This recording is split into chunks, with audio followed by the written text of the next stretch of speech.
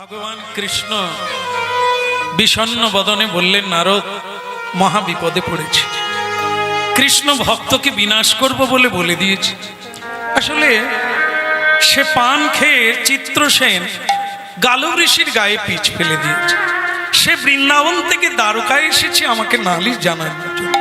বারবার বলায় আমি বলে ফেলেছি 3 দিনের মাথায় তাকে মারব। কি বললেন প্রভু? আপনি নিজের হাতে মারবেন? ওরে সর্বনাশ, তার মানে আমিও যে আপনার ভক্ত, কবে আমাকেও মারতে পারে? তাহলে তো আজ থেকে বিনা বাজিয়ে কীর্তন করা বন্ধ করে দেবো প্রভু, আর তো আমি গাইবো না। কারণ ভগবান যদি ভক্তকে মারে তাহলে আর হরি নাম করে লাভ কি হবে? ভগবান বলে এও বোধ হয় কেটে যাবে। আরে নারদ, তুমি যাচ্ছ কোথায়? বল না না, আজ থেকে আর হরিনাম গাইবো না। আমি যেসব জায়গায় প্রচার করেছি সবাইকে বলে দিয়েছি, যে যত বড় পাপী হও ক্ষতি নাই, হরি বল বলো 2 হাত। কিন্তু আপনি নিজের হাতে যদি ভক্তকে মারেন, এ কথাটা তো বলি না, তা আমার আর কীর্তন গাওয়ার দরকার নেই। সেই চিত্রসেনের দলে ঢুকবো, আর আপনাকে আমি গ্যারেন্টি দিয়ে দিলাম। কি গ্যারেন্টি? ও ভক্ত বাঁচবে, বাঁচবে। কারণ প্রভু আপনি জানেন না, আপনার চেয়ে আপনার নাম বড়।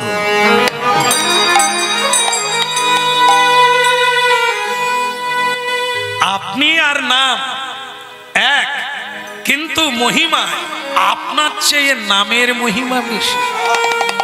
তাই সারা ব্রহ্মাণ্ড জুড়ে অনন্ত ভক্ত পাগল হয়ে রাস্তায় ঘুরছে।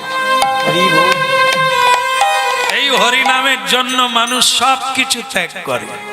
স্ত্রী পুত্র, খাওয়া দাওয়া, বাড়ি ঘর, এটাই তো সুখ বলে মনে করি। একেও তুচ্ছ করে যারা ছুটে যায় হিমালয়ে, নবদ্বীপে, বৃন্দাবনে, তারা কারা? আপনার নামের পাগল, আপনার নামের মহিমায় আকৃষ্ট। আপনার চেয়ে আপনার নাম বড়। সেই নাম যে করে সে মরবে, আর আপনি মারবেন পারবেন না। আমি তার দলে যোগ দিলাম, আর আমিও আপনাকে চ্যালেঞ্জ করলাম যে ওকে আমি বাঁচাবো। ভগবান বলে, দেবর্ষি নারদ, তুমি বোধহয় ভুলে গেছো, রাখে হরি।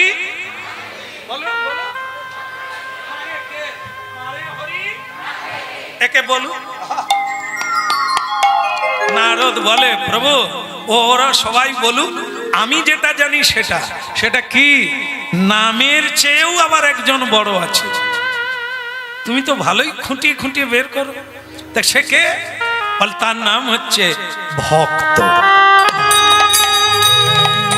এই জন্য ভক্তকেই আপনি মা বলেন, ভক্তকেই পিতা বলেন, ভক্তকেই আপনি গুরু বলেন। নিতাই গৌর হরি। তাহলে ভক্ত যদি আপনার গুরু হয়, আপনার চেয়ে বড় না? বলে, তুমি তো ঠিকই বলেছো, কিন্তু দল পাকিও না। কেমন? তুমি দল ভাগ করো না। আমি না হয় এই একজনকেই মারার পরে আর এরকম পথে যাব না, এই ভুল আর করব না। নারদ বলে, না না, তুমি তোমার কাজ করো, আমিও প্রমাণ করে ছাড়বো যে ও মরবে। এইখান থেকে শুরু হলো ভক্ত ভগবানের লড়াই, ভাই বোনের লড়াই। কিরকম? নারদ ঋষি বললেন, আগে আমি বরং সেই রাজাকে জানাই, সে যে মরবে 3 দিনের মাথায়, সে তো জানে। এত কাণ্ড ঘটে গেছে, যে থুতু ফেলিয়েছে সে তো দিব্যি ঘুমাচ্ছে আর হরিনাম করছে। বলো রাধে রাধে। সেই চিত্রসেনের বাড়ি গেল, চিত্রসেন গুরু বরণ করে নিল। বলে, আজ আমার কি সৌভাগ্য, গুরু এলো বাড়িতে। নারদ বলে, মাথার উপর খড়গ ঝুলছে, বাঁচবে আর কতক্ষণ, জপ করে নাও ততক্ষণ। বলে, গুরুদেব মাথার উপর খড়গ মানে? বলে, তুমি পান খাও।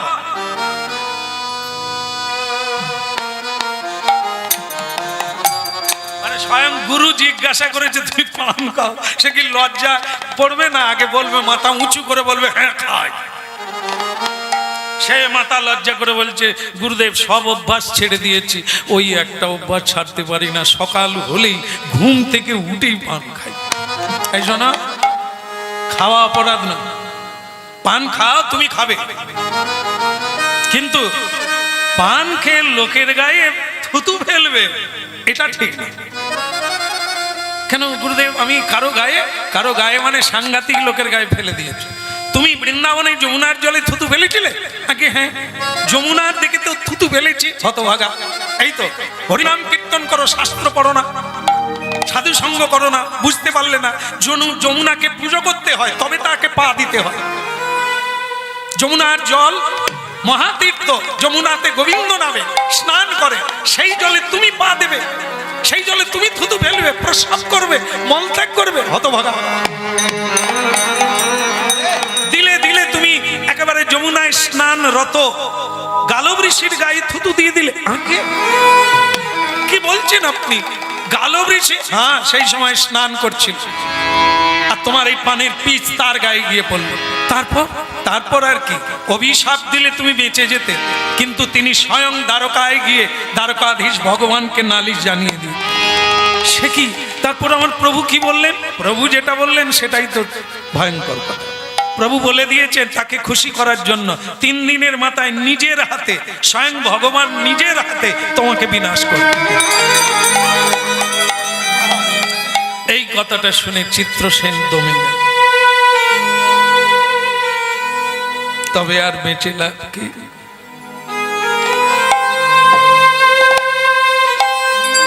সকল বিপদে পড়লে বিপদ ভঞ্জন ভগবানকে ডাকি, সকল আপদে দুঃখে তাকে ডাকি। আজ তিনি স্বয়ং আমাকে বিনাশ করবেন, আর কাকে ডাকবো?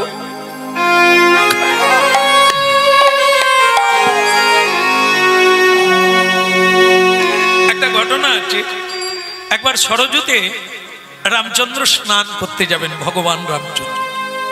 তার যে তীর ধনুর বাণ সেটা কোথায় রাখবে? লক্ষণ কি করি বলো তো? দাদা ওই তীরে গেঁথে দাও, মাটিতে গেঁথে দাও।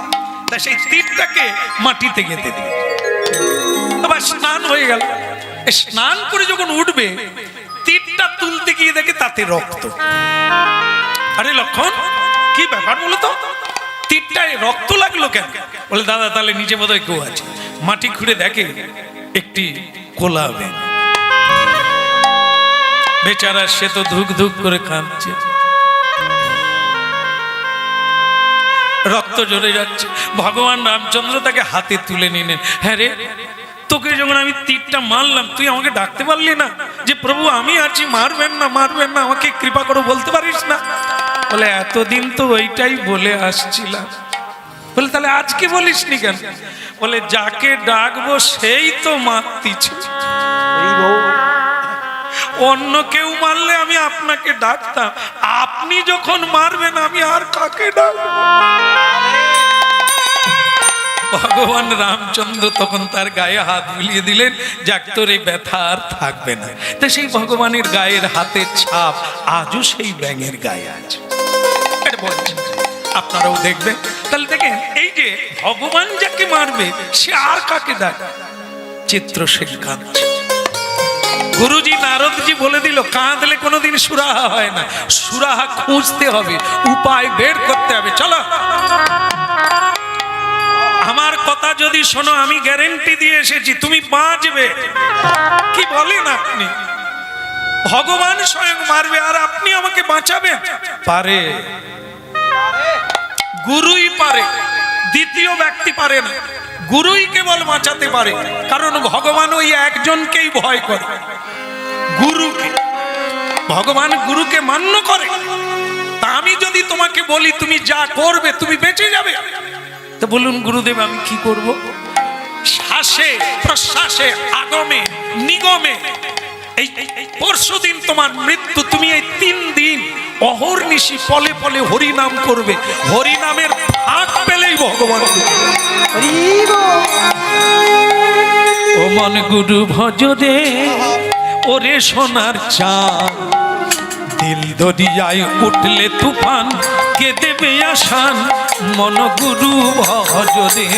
তোমার গুরু ভজরে ওরে সোনার চাঁদ, দিল দরিয়ায় উঠলে তুফান কে দেবে আসায় মন গুরু ভজরে গুরু ভজরে ওরে সোনার চাঁদ নদিয়ায় উঠলে তুফান কে দেবে আশা ও মন গুরু ভজরে আমার গুরু ভজরে ওরে সোনার দিলে তুফান কে দেবে আসান আমার গুরু ভজরে গুরু ভজ গুরু চিন্ত গুরু কর গুরু ভজ গুরু চিন্ত গুরু করসা গুরু ছাড়া এ জগতে গতি নাকি আরে ও মন গুরু ভজরে ওরে সোনার চাঁদ নদিয়ায় উঠলে তুফান কে দেবে আশা ও মন গুরু ভজরে আমার গুরু ভজরে ওরে সোনার চাঁদ দুনিয়ায় উঠলে তুফান কে দেবে আশায় আমার গুরু ভজরে ভাই বলো বন্ধু বলো কেউ তো কারো নয় ও মন কেউ তো কারো নয় আর ভাই বলো বন্ধু বলো কেউ তো কারো নয় ও মনে কেউ তো কারো নয়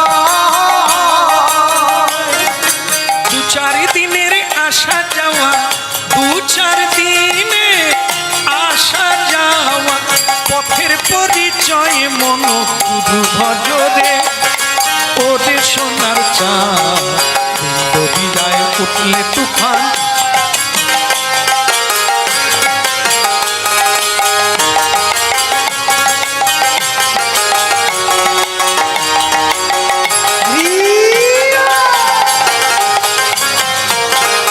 ও মন গুরু ভজরে ওরে সোনার চাঁদ নদিয়ায় উঠলে তুফান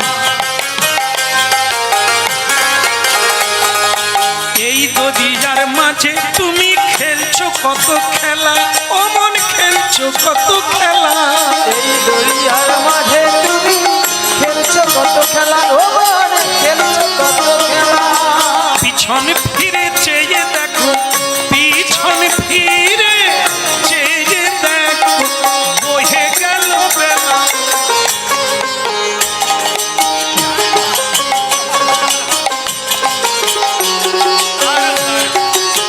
আরো বুড়ো হলে আরো জ্ঞান গুরু ভজরে ওরে সোনার চাঁদ নদিয়ায় উঠলে তুফানকে দেবে আশা ও মন গুরু ভজরে ও মন গুরু ভজরে ওরে সোনার চাঁদ দুনিয়ায় উঠলে তুফান কে দেবে আসায় আমার গুরু ভজরে গুরু ভজরে ওরে সোনার চাঁদ দুনিয়ায় উঠলে তুফান কে দেবে আসায় আমার গুরু ভজরে আমার গুরু ভজরে আমার গুরু ভজরে ওরে সোনার চাঁদ দুনিয়ায় উঠলে তুফান কে দেবে আসান হরি বল।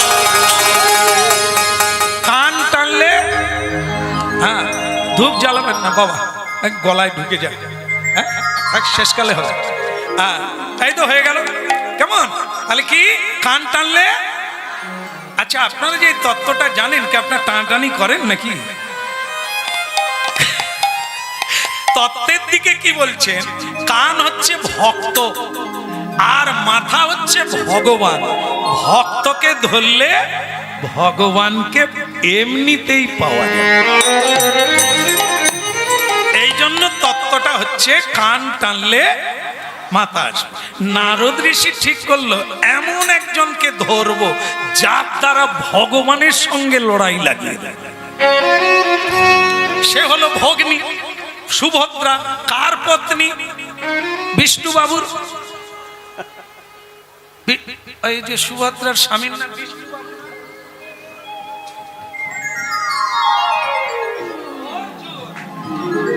ভাগ্যিস আপনারা ছিলেন নাহলে আমি তো ভুল করতাম আমি অন্য জায়গায় বলি বিষ্ণুবাবু বলে আমানকার এখানে আছে এই সে সুভদ্রা নয় মা আমাদেরও দেশে অনেক সুভদ্রা আছে তারা ওই অর্জুনকে পায় তারা এইসব কাঁঠালি চারা কেমন ছাবড়া গাছকে বিয়ে করেছে, বলো রাধে রাধে। তাহলে অর্জুনের বন্ধু কৃষ্ণ, কৃষ্ণের ভগ্নী সুভদ্রা, আমি সুভদ্রাকেই লাগিয়ে দেব, যুদ্ধ ভাই বোনে চলবে, মাঝখান থেকে আমি জিতে যাব। সুভদ্রার বাড়িতে গেলেন, সুভদ্রা দেবী নারদজিকে গুরু মনে করে সেবা করলেন। গুরু বললেন, সুভদ্রা তোমার কাছে এসেছি তোমার কল্যাণের জন্য, তুমি তো সব সময় আমাকে বলো পরের জন্মেও যেন আমি অর্জুনকে স্বামী রূপে পাই, তার জন্য ব্রত আছে, আজকে ভালো দিন আছে, ব্রত করো, রাত্রি 12টায় ব্রত শেষ, তুমি এই ব্রতটা করলে প্রতি জন্মে অর্জুনকেই স্বামী রূপে পাবো। সুভদ্রার ভালো লেগে গেল, বলে গুরুজি তাই করব। তবে গুরুজি বললেন একটা একটু কঠিন আছে, ব্রত রাত 12টায় শেষ হবে, হলে একা করে গঙ্গা স্নানে যেতে হবে। বলে গুরুদেব কোনোদিন যাইনি, রাত 12টার সময় আমি কি করে যাব? বলে বড় কিছু পেতে গেলে সবকিছুই করতে হবে, পারবে না? সুভদ্রা বলে যেমন করে হোক আমি পালন করব। আর একটা কথা মা, ব্রত করলে দাম ধ্যান করতে হয়, তা বলে রাত 12টার সময় কোথায় লোকজন পাবো? তবু ভগবানের কৃপা হলে সবই পাবে, যদি মনে করো কেউ চায়, না বলতে নেই, বলে সে আমি দিয়ে দেব, কোনো অসুবিধে নেই। এইবার ব্রত করে রাত 12টায় সুভদ্রা দেবী গঙ্গা স্নানে যায়। ওদিকে চিত্রসেন যিনি যিনি থুতু দিয়েছিলেন, তার তো মরার কথা আগামীকাল, কেমন? তা সেই তাকে বলে দিয়েছে নারদ ঋষি, দেখো যদি বাঁচতে চাও রাত 12টায় গঙ্গার ঘাটে যাও। কোন মেয়ে মানুষকে উঠতে দেখলে স্নান করে তার পায়ে পড়ে যাবে, যতক্ষণ না বলবে যা চাইবে তাই দেব ততক্ষণ পড়ে থাকবে।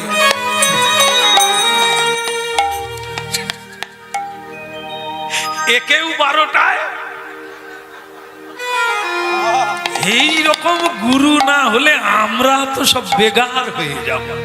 হ্যাঁ, উনি এদিকেরও গুরু, যেরকম আপনারা বলেন ওই যে ঘটকালি পিসিমার, মানে মেয়ের মাসি আর ছেলের পিসি, দুই দিকেরই ঘটকালি করে। এই গুরু হচ্ছে তাই, এদিকে আমাদের বলছে ভজন করে যা, আবার কৃষ্ণকে বলছে প্রচুর ভজন করে আপনি চলুন। এই গুরু না হলে মাঝখানে ভগবানকে কেউ টেনে আনতে পারে না। তাই নারদজি বললেন কি, বললেন যে সুভদ্রা তাহলে তুমি রাত 12টায়, এই চলে গেল। ওদিকে চিত্রসেনও রাত 12টায় গাছের আড়ালে দাঁড়িয়ে থাকে। এইবার মেয়েটা গঙ্গা গঙ্গা করে ডুব দিল, মা গঙ্গার কাছে প্রার্থনা রাখলেন, দেবী সুরেশ্বরী গঙ্গা, দেবী ভগবতী গঙ্গা, পুণ্যতোয়া গঙ্গা, বিষ্ণু পাদোদকা গঙ্গা, তোমার কৃপায় কি না হয়, তাই তুমি আমাকে কৃপা করো যেন জন্ম জন্ম আমার স্বামী অর্জুনকে আমি ফিরে পাই। মা মা মা গো মা।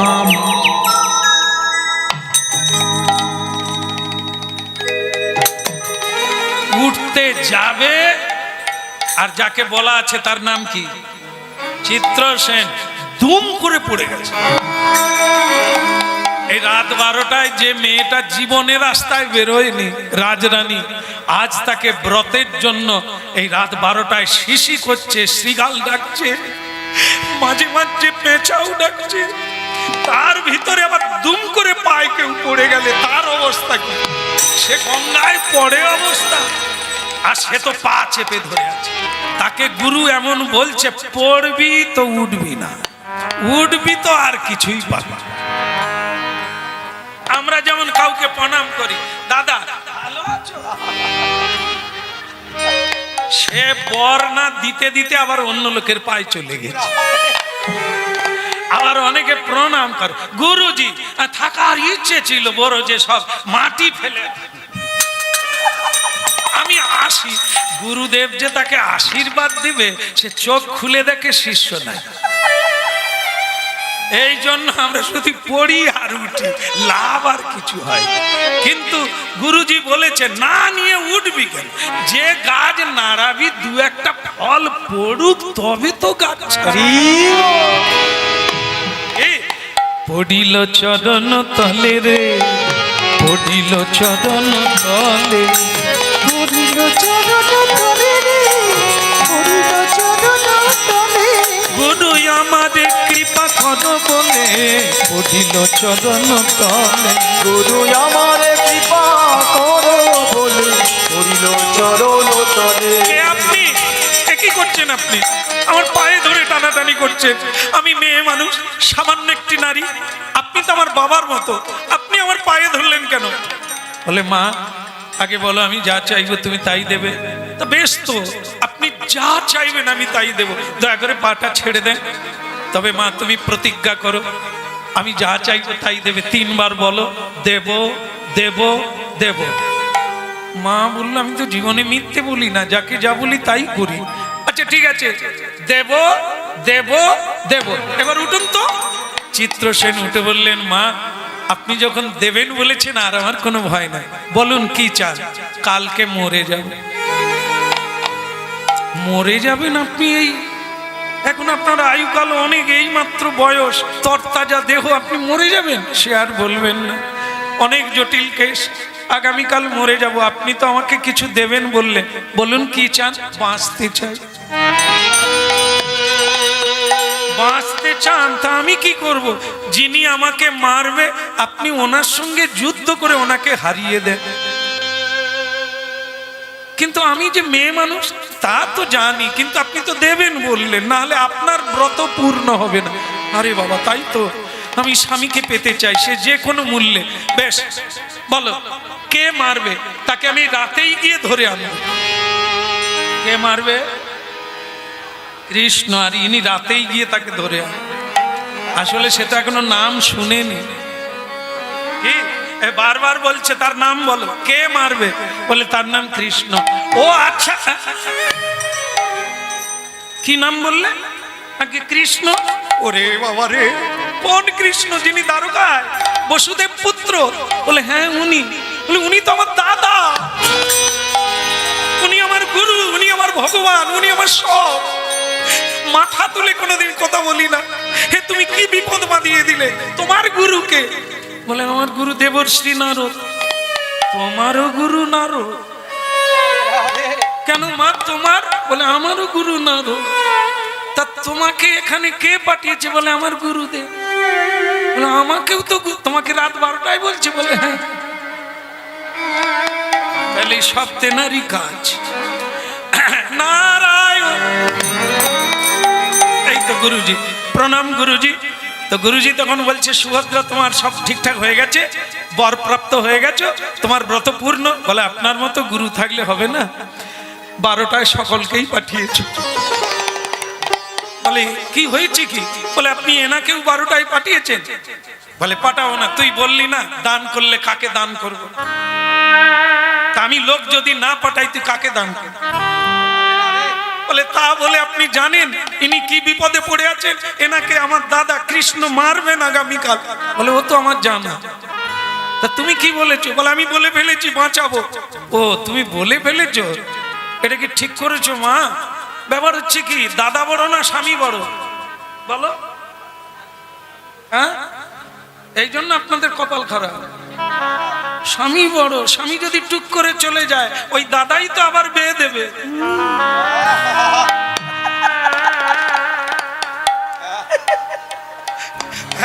কি বলে দেখো, একটু বুঝে কও, তাই না? এখন নারদ ওই ম্যাচটাই দিচ্ছে, দেখি কি বলে সুভদ্রা। তোমার কাছে দাদা বড় না স্বামী বড়? দাদা হলো ভগবান, দাদা হলো গুরু। হ্যাঁ, সেই দাদাই তোমাকে অর্জুনের সঙ্গে বিয়ে দিয়েছে। না না, তুমি কাজটা ভালো করো নাই, তুমি বরং তুলে না। স্বামী নাই পাবে, নাই পাবে, তাহলে কি দাদা হারাবে? থাক গুরুদেব, আর আপনাকে কীর্তন করতে হবে। আমি যখন কথা দিয়েছি আগামীকাল দাদার সঙ্গে যুদ্ধ হবে, আর আমি যাকে কথা দিয়েছি সে আগামীকাল বাঁচবে। নারদ বলে ওই লীলাই তো আমি করছি, ভাই বোনে যুদ্ধ লড়াই লাগিয়ে দিয়ে আমি মাঝখানে দাঁড়িয়ে থাকি। কেমন? এখন বলছে মা সুভদ্রা, তুমি তো মেয়ে মানুষ, তুমি কি কৃষ্ণের সঙ্গে যুদ্ধ করতে পারবে? বলে মেয়ে মানুষ, আমি যুদ্ধ করব কেন, আমার ঘরের লোককে লাগিয়ে দেব। বলে অর্জুনের তো বন্ধু হয়, সে কি যুদ্ধ করবে? বলে মেয়ে মানুষরা এমন কিছু কাজ নাই পারে, ও এমন কাজ করব, এমন কথা বলবো, যুদ্ধ করতে বাধ্য হবে। তো শেষকালে আর কি বলবো, যে মায়েরা দুঃখ পাচ্ছেন, স্বামী কথা শোনে না, যা চান এনে দেন না, আগামীকালই কাজ হয়ে যাবে, কীর্তনটা শুনে বলবো না, ছেড়ে দেব। আমি জানি এই মাদলি লাগবে, কাজ দিয়ে দেবে। কি করছে সুভদ্রা, কি করছে ওইটুকু দেখে করে না, আমি বললে আবার রাগারাগি হবে, আপনাদের লোক আবার আমাকে ধরবে। সুভদ্রা যেটা করছে আমি সেটাই আপনাদের তুলে ধরবো। কি করছে, যেমন মনে করুন এই রাত্রিবেলা খাওয়া দাওয়া হয়ে গেলে ছেলেরা আগে শোয় না মেয়েরা আগে শোয়? মেয়েরা আগে, ছেলেরা আগে। তবে এখন আবার অন্য জায়গায় বলেছে মেয়েরাই আগে শুয়ে পড়ে। ওকে শুনছ, থালা ধুয়ে রাখবে, আমি শুয়ে পড়ছি। সত্যি সত্যি ভোলা স্বামীরা কিন্তু থালা ধুয়ে মেজে ঘষে আগামীকালেরও কাজ এগিয়ে দিয়ে তারপরে শুয়ে পড়ে। কি গো, গা ব্যথা করছে নাকি? আবার দরকার হলে স্ত্রীকেও ভলিনি দেয়, এত দূর পর্যন্ত করে। বলো রাধা রানী কি? এইবার কি হয়েছে, কি হলো, রাত্রিবেলা অর্জুন শুয়ে পড়েছে। এইবার সুভদ্রা দেবী খাওয়া দাওয়া সেরে যেই শুতে গেল, শুরু করে দিল ঔষধ দেওয়া, কি করে স্বামীকে কালকে যুদ্ধে লাগাবে।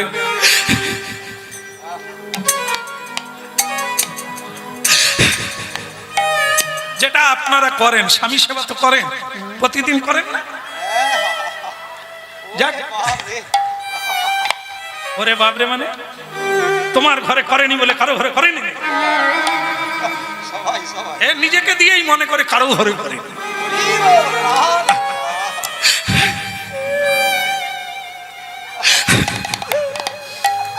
অর্জুন শুয়ে শুয়ে বলে, সারাদিন যুদ্ধ দাঙ্গা বিচার আচার করে ঘরে ঢুকলাম, একটু শান্তি নেই, কাঁদছো কেন?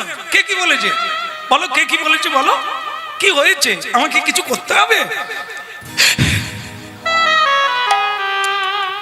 মাগো, শুধু শুকনো দুটো হেঁচকি, এতেই কাজ দেখবেন। স্বামী যত পরিশ্রম করুক, যত খারাপ হোক, ও উঠে পড়েই বলবে, সোনামণি কি হয়েছে? তোমাকে আমার মা কিছু বলেছে? ঘর থেকে বের করে দেবো মাকে। আমার বাবা কিছু বলেছে? বাবার খাওয়া বন্ধ করে দেবো। বলো কি? আমরা এরকম মহাপুরুষ। স্ত্রী কাঁদলে মাথা খারাপ, মা কাঁদুক, রাস্তায় ভিক্ষা চাক, কোনো সমস্যা নাই, কিন্তু বউ কাঁদলে মাথা খারাপ। কি সোনামণি কি হয়েছে? ঘরে আগুন লাগিয়ে দেবো আমি। সে সুভদ্রা বলে ফেলেছে, তুমি কি সে কাজ করবে, আমার দুঃখ ঘোচাবে? আরে তুমি বলো নাকি, আমি গঙ্গার ঘাটে গিয়েছিলাম, এক সাধুকে কথা দিয়েছি আগামীকাল তার মৃত্যু যোগ আছে, আমি তাকে বাঁচাবো কথা দিয়েছি। হ্যাঁ, তাহলে হবে তো কি আছে, তুমি তাকে বাঁচাবে, এর জন্য হেঁটে পড়তে হবে কেন? কি আছে, শুয়ে পড়ো, সে কালকে তুমি যাবে বাঁচাবে তাকে। না, আমার দ্বারা হবে না, তাকে যিনি মারবে তার সঙ্গে যুদ্ধ করতে হবে। ও এমনি মরবে না, তাহলে কেউ মারবে?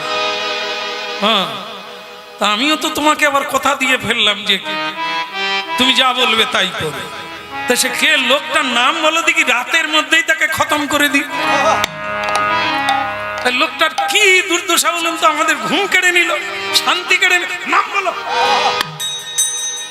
আপনি সুভদ্রা টুক করে নামটা বলেছে, তার নাম কৃষ্ণ। বলা মাত্র অর্জুন খাটে শুয়ে শুয়ে কথা বলছিল, সে দুম করে নিচে পড়ে গেছে। কারণ এটা তো একটা আজব নাম না, স্বপ্নে কল্পনায়ও ভাবে না যে এই নাম শুনবে, তার সঙ্গে তাকে যুদ্ধ করতে হবে। আরে সে আমার প্রাণের প্রাণ, প্রিয় প্রিয় সখা, আবার আমার সম্বন্ধী শালা, আর একদিকে আমার গুরু, প্রাণের প্রাণ, আমি কি তার সঙ্গে যুদ্ধ? তখন সুভদ্রা বলে, সে তো আমি জানি, ওই জন্যই তো জানি তুমি করতে পারবে না। তাহলে আর কি করবো? আমি যখন কথা দিয়েছি, আমার কথা ফেল হয়ে গেল, আমি মরে যাই, আমি জলে ডুবে মরে যাব এই রাত্রের মধ্যে। তুমি ভালো থাকো, খাওয়া দাওয়ার সময় মতো করো।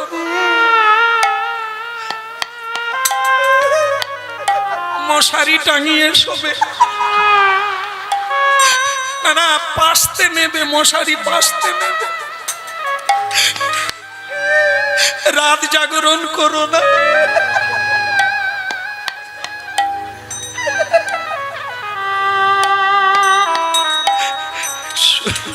অর্জুন বলে, কেউ মরলে বারবার ঘুরে আসে, আমি মশারি টাঙাবো কিনা।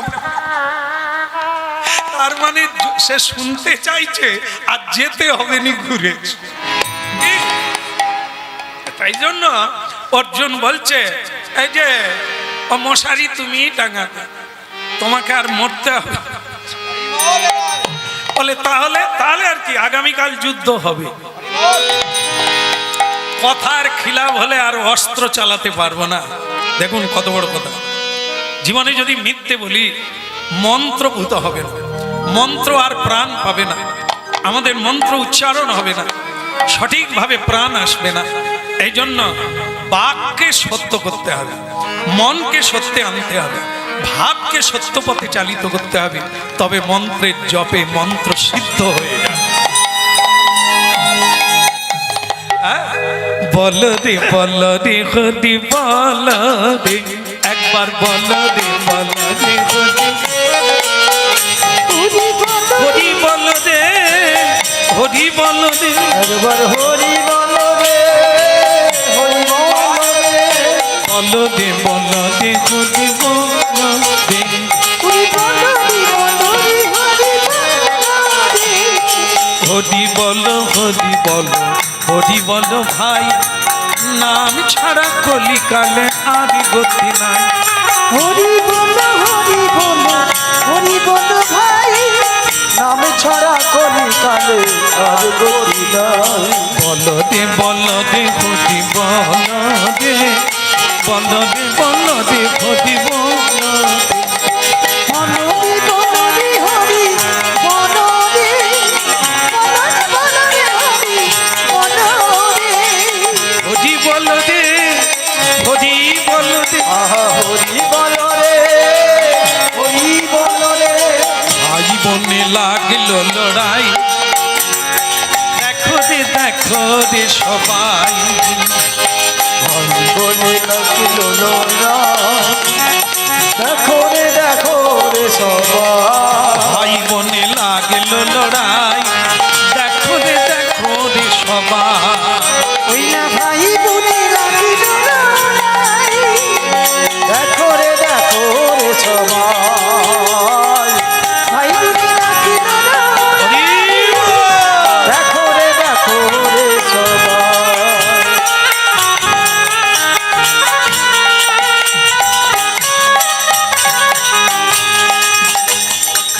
সকালবেলা রণাঙ্গনে রণ ঝঙ্কা উঠিল, মা দল বেজে উঠল, শঙ্খধ্বনি হয়ে উঠল, দুই পক্ষে যুদ্ধের জন্য দণ্ডামান হলো। তার ভেতরে অর্জুন, অর্জুন, কৃষ্ণ বলছে, অর্জুন তোমার মতো নরাধম পৃথিবীতে নেই, যারা মেয়ের কথায় উঠে বসে। স্ত্রী বলল, আর তুমি যুদ্ধ করতে এলে আমার সঙ্গে, তুমি সত্যি নরাধম। অর্জুন বলছে, ঠিকই বলছে, বলাই উচিত, আমার কি যুদ্ধ করা ঠিক হয়েছে? স্ত্রী কিন্তু অর্জুনের পিছনে আছে, সুভদ্রা। সে তখন বলছে, কি গো, তোমাকে যে নরাধম বললো, বলে ঠিকই তো বলছে, আমার কি বন্ধুর সঙ্গে যুদ্ধ করা উচিত? বলে তোমাকে নরাধম বলছে, স্ত্রীর কথায় উঠো বসো, তুমি ওনাকে বলতে পারো না? উনি কোন মেয়ের পা ধরে বসেছিল? অর্জুন বলে, বালাই সার জীবনে দেখিও নি আর শুনিয়ে, আমি ওটা বলতে পারবো না। বলে তুমি একবার বলে দেখো না ঔষধ কি কাজ করে। কি করবে? জ্বালায় পড়ে বলে ফেলেছে, কৃষ্ণ আমাকে তো বড় বড় কথা বলছো, তুমি কোন মেয়ের পায়ে ধরে বসেছিলে? মানে আন্দাজে ঝেড়ে দিয়েছে। কৃষ্ণ দেখলো এ কথা এ জানলো কোথা? হ্যাঁ আমি ধরেছিলাম বৃন্দাবনে রাধারানীর চরণ নিজের মাথায় নিয়ে বসেছিলাম। নিতাই গৌর হরি বল। দেহি পদ পল্লব মুদা, রাধা রানীর চরণ কমলকে নিজের মাথায় রেখেছিলাম, মদনা নলে দহিত হয়ে যাচ্ছিলাম। সে কথা অর্জুন জান। সুভদ্রা, সুভদ্রা জেঠিমা রোহিণী মায়ের কাছে শুনেছে, আর রোহিণী মায়ের কাছে শুনে অর্জুনকে ঝেড়ে দিয়েছে। কিন্তু এইসব কথা বললে আরো অনেক গোপন কথা বেরিয়ে যাবে, তার চাইতে যুদ্ধ করাই ভালো, কথা বলা যাবে না। বানে বানে বানে বদিশন কররে সবাই দর্শন,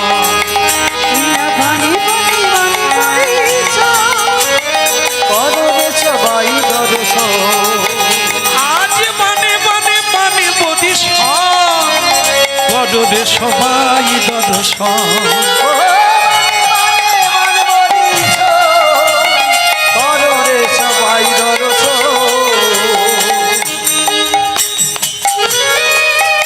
একটা বান মারল অর্জুন, কৃষ্ণের গলায় একটা ফুলের মালা হয়ে পড়ে গেল।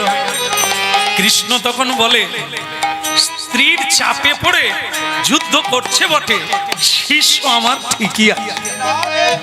এই তো গলায় মালা দিয়ে দিল। কৃষ্ণ একটি বান মেরে মালা তৈরি করে অর্জুনের গলায় দিয়ে দিল। বলে যাক বাবা, যুদ্ধ হচ্ছে হোক, কিন্তু গুরু শিষ্য আমরা ঠিকই আছে। এই তো গুরুদেব আশীর্বাদের মালা আমার গলায় দিয়ে দিল। বানে বানে বানে বদিশন কররে সবাই দর্শন, তুই না বানি বানি বানি বদিশন কররে সবাই দর্শন।